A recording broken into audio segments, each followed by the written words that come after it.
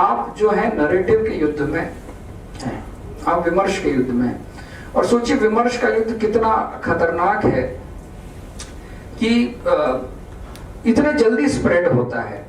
आप सभी जानते हैं कि अमेरिका में 1994 में एक आंदोलन शुरू हुआ जिसका नाम था कोलंबस गो बैक। 1994 से पहले Columbus go back. Why Columbus go back? क्योंकि पूरे अमेरिका के जो इंडिजिनस लोग हैं वो 1994 में, मतलब उससे पहले जो एक दिवस मनाने की पूरी यूएस तैयारी कर रहा था जिसका नाम था डे ऑफ रेजा।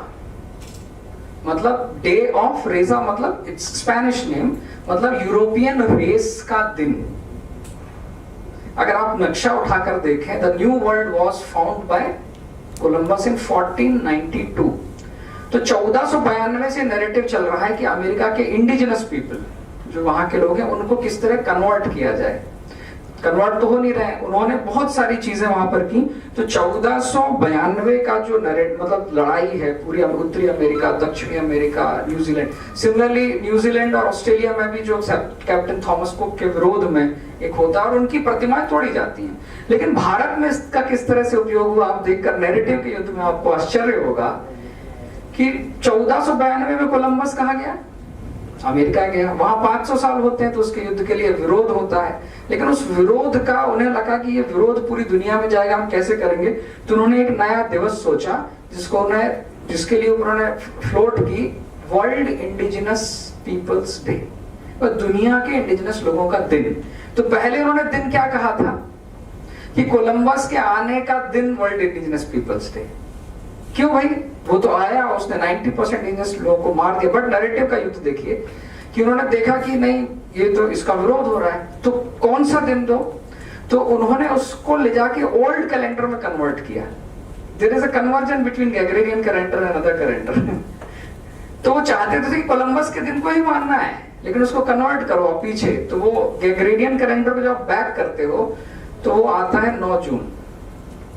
9 जून।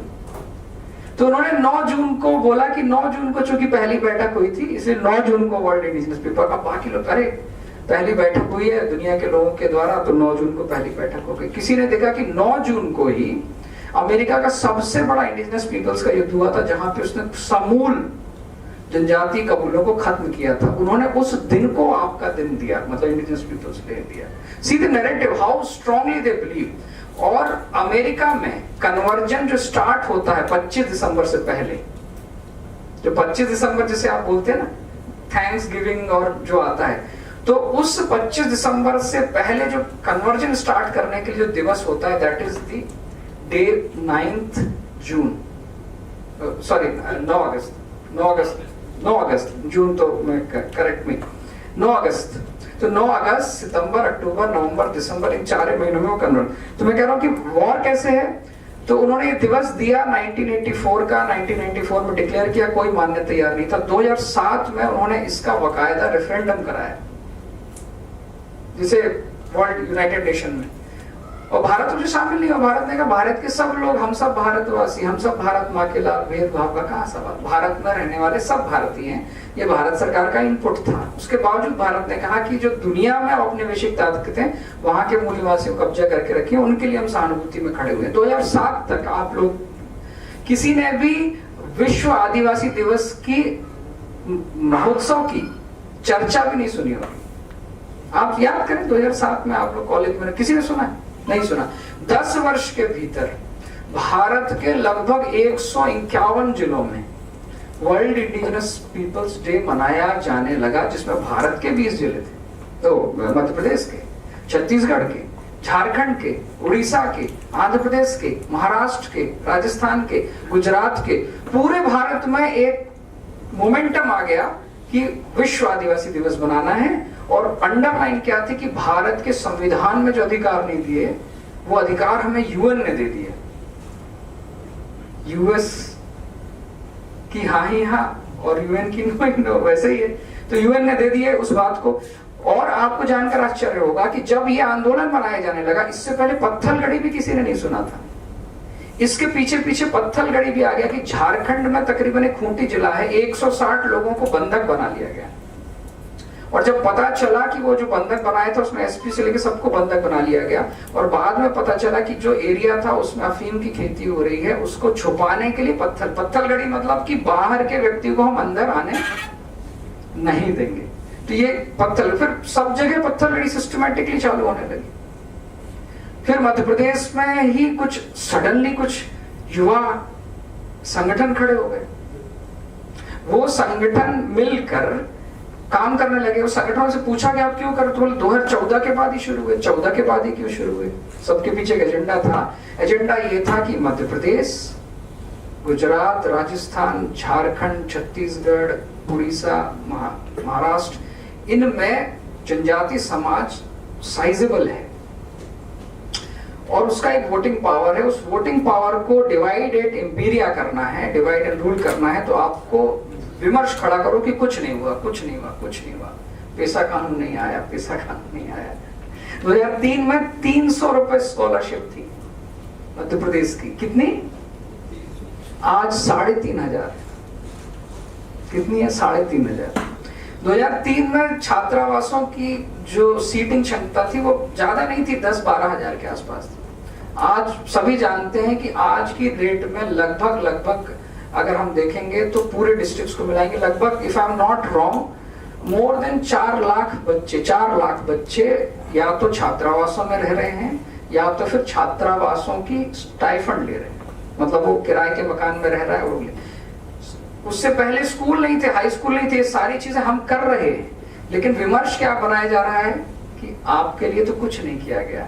और वही हुआ जो 2018 में आप सभी जानते हैं कि ये जो इकोसिस्टम है, इकोसिस्टम मिला और उनका जो टारगेट अचीव करना था उन्होंने छत्तीसगढ़ में अचीव किया, उन्होंने मध्य प्रदेश में अचीव किया, उन्होंने झारखंड में अचीव किया। टारगेट आप समझ रहे हैं ना मैं क्या बोल रहा हूँ? उन्होंने झारखंड में अचीव किया, उन्होंने राजस्थान में अचीव किया।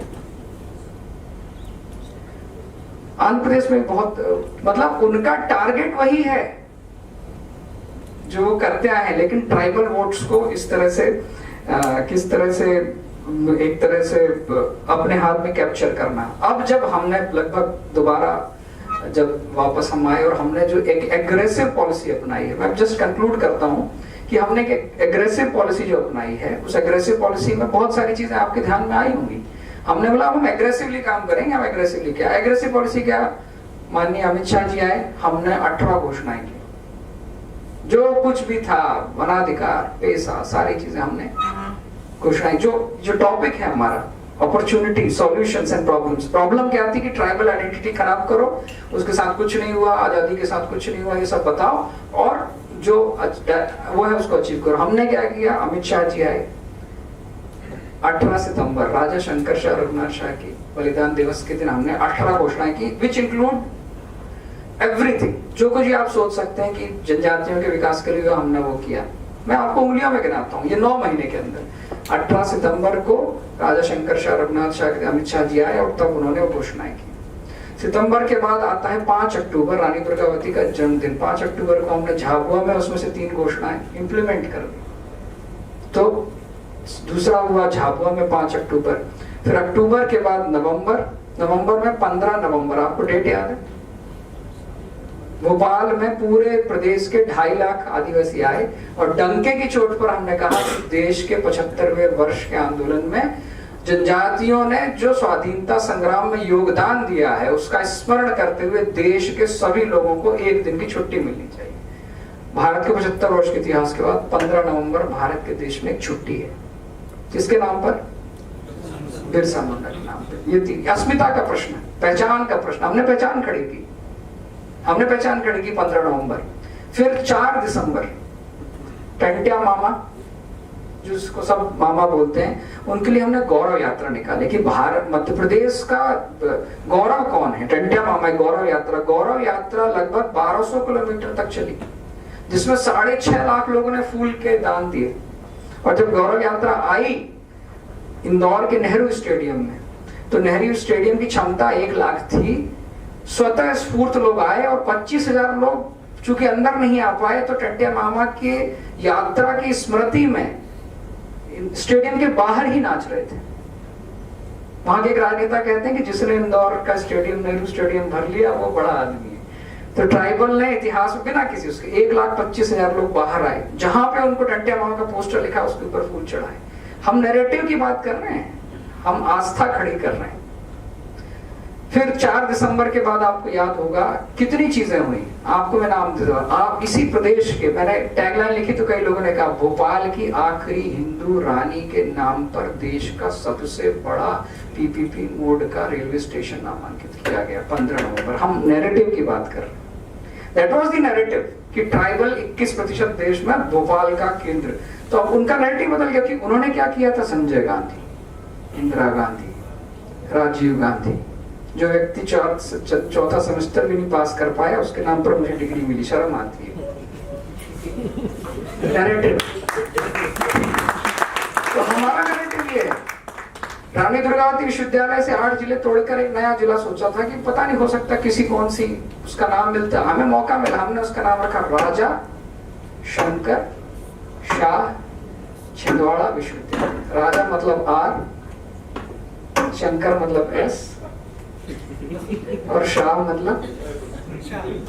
तो पूरा नहीं बोलोगे, शॉर्ट भी बोलोगे तो भी याद आएगा 1925 में एक घटना हुई थी जिसके कारण ये। और किसकी छाती पे लिखा है?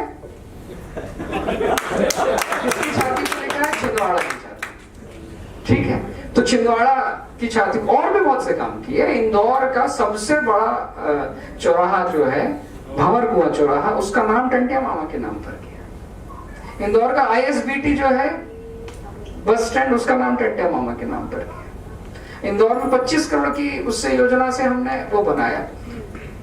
और कितने सारी चीजें की कि मतलब हमने बोला कि पूरे जो लोग बोलते ना कि खाना नहीं मिलता, जो एक बोरी चावल, हमने उनका नैरेटिव बदल दिया। हमने कहा अब वो चावल लेने नहीं आएगा, उसके घर पर गाड़ी चावल देने जाएगी।